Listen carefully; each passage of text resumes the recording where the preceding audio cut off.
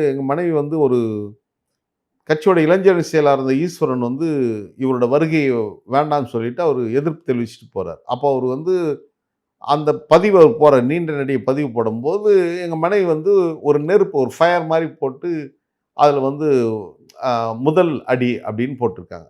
அது எனக்கு நான் பார்க்கல. துரை தான் சொன்னார். அன்னைக்கு பார்த்த அன்னைக்கு அவர் தான் சொன்னார். இது மாதிரி உங்கள் மனைவி போட்டிருக்காங்க. நான் சொன்னேன், இது என்ன சார்? ஒரு எல்லாருக்கும் ஒரு உரிமைகள் இருக்குது. விரும்புறாங்க, விரும்பல. அந்த நேரத்துக்கு என்ன உணர்வு ஏற்படுதோ அது போடுவாங்க. அதுக்காக அவங்க மாறிட்டாங்கன்னு அர்த்தமா? நான் ஈஸ்வரன் போயிட்டாருன்னா, நாங்க என்ன குடும்பத்தோட ஈஸ்வரன் கூட போயிட்டோமா? நான் இல்ல, உங்க கூட தான் இருக்கிறோம். இந்த சிந்தனையை மாற்றுங்கள்னு சொன்னோம்.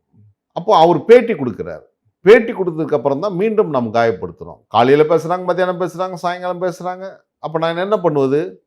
நான் குற்றவாளி ஆக்கப்பட்டு கொண்டே வந்திருக்கிறேன். அப்ப என்னுடைய நிலைமை நான் சொல்லியாகன்னா, என்னுடைய மௌனத்தை கலைத்தாகணும்.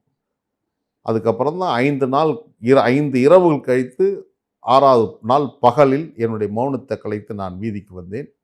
இன்றைக்கு திரைப்படத்துடைய ஆக சிறந்த படைப்பாளியாக உங்கள் முன்னால் நான் இருப்பதற்கு காரணம், நீங்களாம் கனவு உலகத்தின் பிரம்மாக்கள். உங்களெல்லாம் நாங்களாம் பார்க்கவே முடியாது. அவங்களெல்லாம் பார்க்கணும், சந்திக்கணும், புகைப்படம் எடுக்கணும், தவமாக இருக்கிற மக்கள் மத்தியில் இன்றைக்கு உங்கள் பத்திரம் நான் வந்து நிற்பதற்கான காரணம் சகோதரர் துரை அவர்தான் இந்த ஏற்பாட்டை, இந்த வாய்ப்பை தந்திருக்கிறார் என்பதுதான் பொருள்.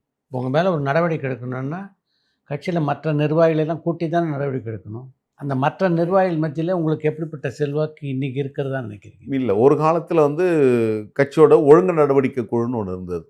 இப்ப அந்த ஒழுங்கு நடவடிக்கை குழு கலைக்கப்பட்டு விட்டது. முழு அதிகாரம் தலைவர் வைகோ அவர்களுக்கு உண்டு. எப்போ கலைக்கப்பட்டது?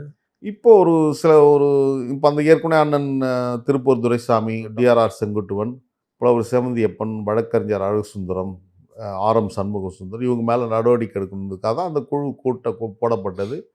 அவங்க யாரும் உங்க குழுக்கு வந்து நாங்க பண்ணி சொல்ல வேண்டியதில்லை. ஏன்னா அவங்க வந்து சீனியர்.